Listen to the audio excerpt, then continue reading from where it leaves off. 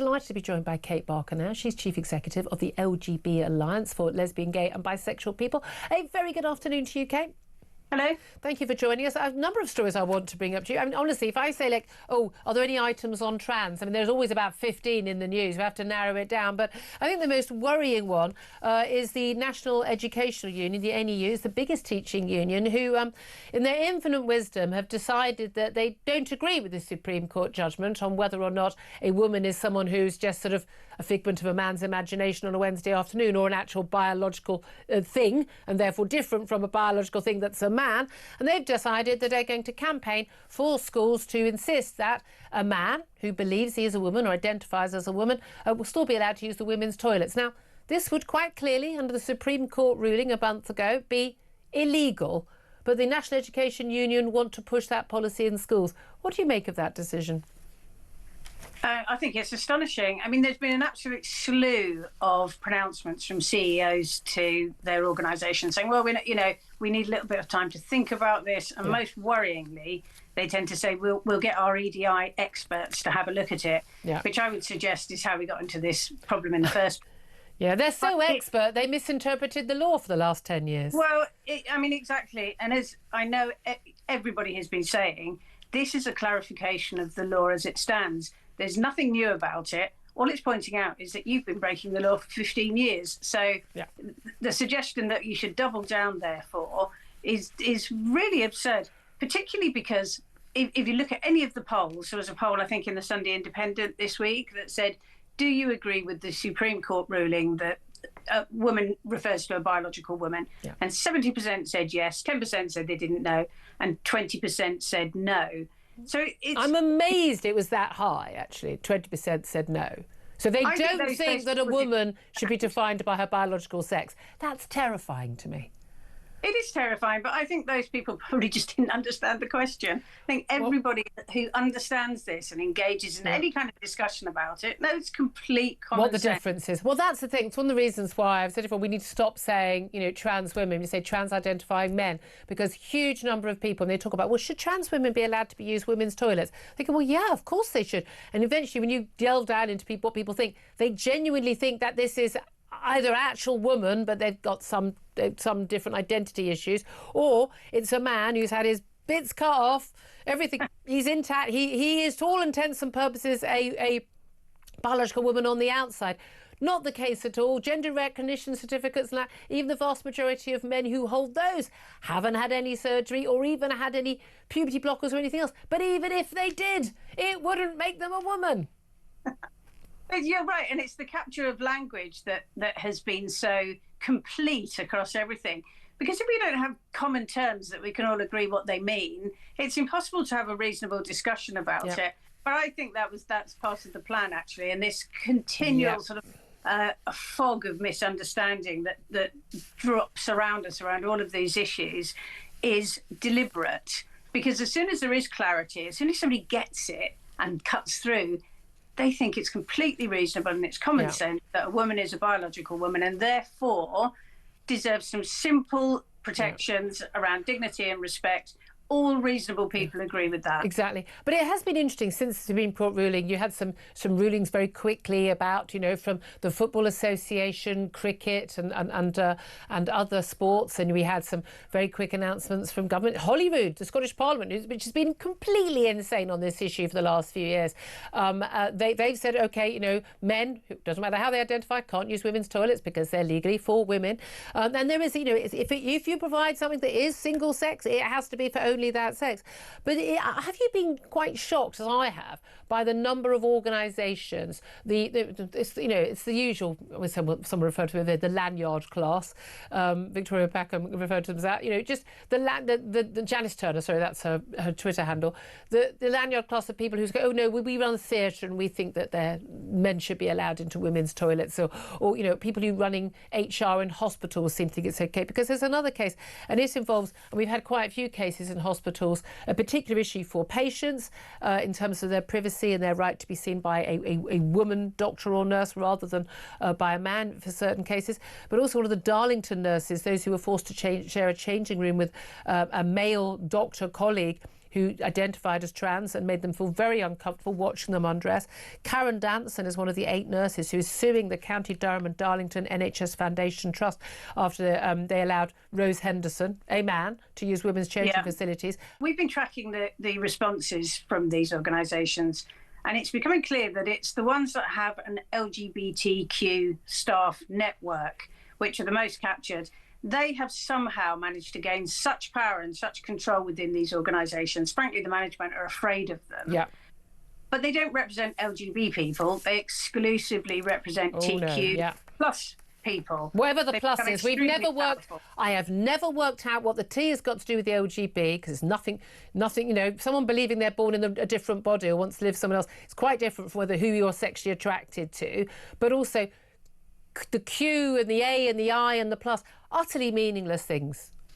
Yeah, I think people are gradually starting to realise what the difference between those two things is. And you know, British people are very tolerant, I think, in the main.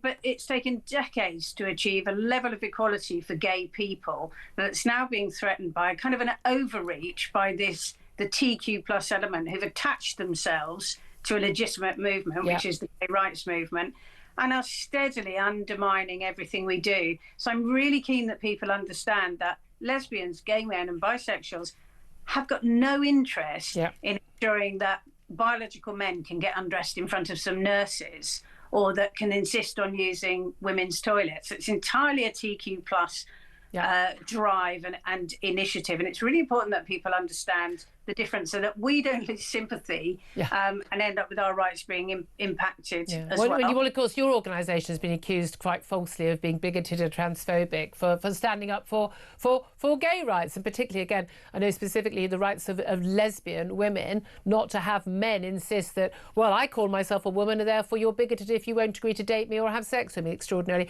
Let me talk to you, though, about, so on the other side of the divide, which is a new TV series on BBC Three. I didn't know BBC Three was still a thing. Apparently it is.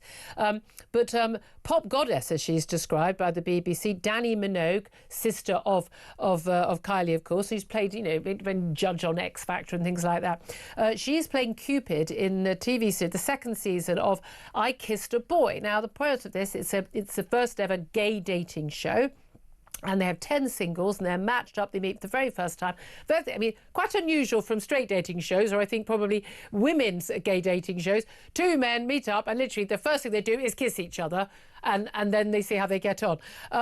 What is very interesting is, of course, is that one of the men, in inverted commas, who is on the gay dating show for men is actually what's called a trans man, i.e. a trans-identifying woman who is proudly showing her mastectomy scars and living with a little moustache, living as if she were, projecting herself as if she were a man. But this is not necessarily obvious to the other men that she's the whole thing is what do you make about horrible. This? It's horrible. I mean, this ideology is so bad for gay people. It either tells you you've got to date somebody of the opposite sex, or you've got to be somebody of the opposite sex. It's so homophobic, because homosexuality threatens the whole TQ plus idea, because it relies on same-sex attraction. I mean, you're right, a gay dating show that has a girl in it isn't a gay dating show. And it's so regressive. It kind of suggests to all the contestants are under pressure to say that they are attracted to this woman, otherwise they'll be branded transphobic and bigoted, even though it's absolutely, you know, natural for them not to be attracted because of their natural homosexuality.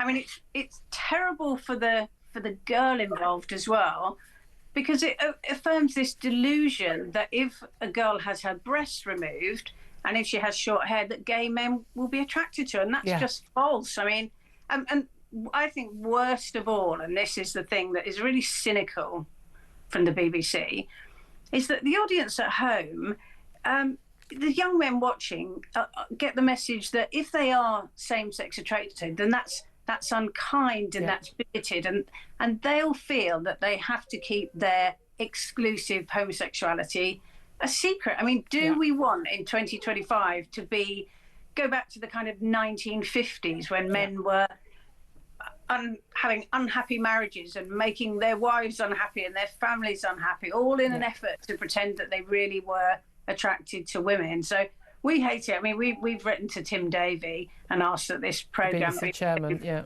It's homophobic at its core. It's really manipulative. I feel sorry for the boys in the show. I feel sorry for the girl in the show. So I feel sorry for the gay boys watching. I think it's just awful on every count. Yeah, and again, if it was done the other way around, when you hear women thinking they were with other women, and actually it was a man, I like to think some people might also speak up about that. But again, gay men have been forgotten in all of this and lumped in again with a lot of this agenda. It is extraordinary. And Dannii Minogue certainly has always been, like her sister, a big heroine of the gay scene. And I'm very surprised by this. But again, anyone speaking out, obviously transphobic and bigoted, as opposed to no. That's not what we are. That's not who we're attracted to. Yeah, absolutely. It's this sense that being inclusive means that means having no boundaries. Yeah. Which is really dangerous, particularly when it's aimed at, and this show really is aimed at young people. Yeah. I've been speaking to a lot of young people recently who tell me that to say I'm a gay man or I'm a lesbian, it's considered to be a kind of a red flag by the LGBTQ plus community, because that in and of itself suggests that you might not be open to dating somebody who's the opposite sex, and that's pretty frowned upon. It's just extraordinary. The world has gone completely and utterly mad. Well, we know that what you do at LGB Alliance is fantastic work. Kate Barker, thank you for joining us. Sam Armstrong is still in the studio. It is extraordinary. The BBC mainstreams this, but the BBC is bloody obsessed with trans. They will shoehorn trans into anything and everything. But a gay dating show for men, they did a gay dating show for women, so you don't expect women in it. A gay dating show for men should only have men in it. Full stop. What's complicated about that? Julia, across this country, 10% of all criminal convictions in our courts are against primarily women who are criminalised, who are dragged through the courts, convicted of criminal offence for not paying their TV licence fee. Because we are told that the stuff that this organisation makes is essential to our national debate, our life, our vision. What the hell are they doing commissioning this show in the first place? It seems bizarre. It seems... We have dating shows. Got no issue with there being a gay dating show. Oh, but it's online only. Nobody will watch the chuffing thing, and then they have to use it as an instrument to push yet another social agenda. It's like the drag queens constantly for the children's TV. It's just boring. Yawn, yawn, yawn. There's a reason that Netflix isn't making this, because no one wants to watch it. We're told we have to have it. We're told we have to pay for it. The lanyard class, as you say, they know better than us. They know what gay men should be attracted to. They know what we should find entertaining, and they know that whatever happens, we, muggins over here, should be paying for it. Exactly.